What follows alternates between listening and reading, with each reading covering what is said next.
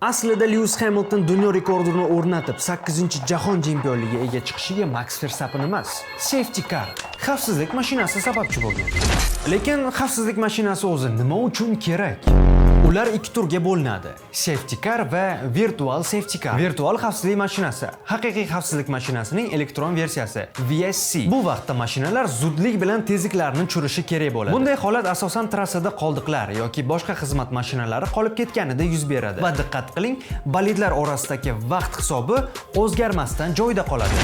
Safety car xavfsizlik mashinasi chiqishi esa umuman boshqacha. Butun poygani o'zgartirib yuborib, oldinlab ketgan poygachilarga minusga ishlaydi. Safety car asosan trassa to'silib qolganida, xavfli avariya bo'lganida yoki trassa shunchaki xavfsiz holatda bo'lganida chiqariladi. Xavfsizlik mashinasi trassada paydo bo'lishi bilanoq uni quvib o'tish taqiqlanadi va barcha mashinalarning orasidagi vaqt bo'shlig'i yo'qqa chiqadi. Ya'ni ular bemalol bir-birligiga yetib olib, birinchi o'rindagi liderga yaqinlashadi. Misol uchun, sal qolsa urushga aylanib ketgan 2021-yildagi Abu Dhabi Grand Prix'da Max Verstappen hamda Hamilton o'rtasidagi 12 sekundlik farq aynan safety car sabab yo'qqa chiqqan va davomida nima bo'lganligini Formula 1 muxlislari juda ham yaxshi bilishadi. Agarda ingliz tilini bilganingizda bundan oldinroq xabardor bo'lgan bo'lardingiz. Shuning uchun ham Inglifaga obuna bo'ling va ingliz tilini mana shunaqa qiziq yo'llar bilan o'rganing. Aytgancha, videoga like bosish esingizdan chiqmasin.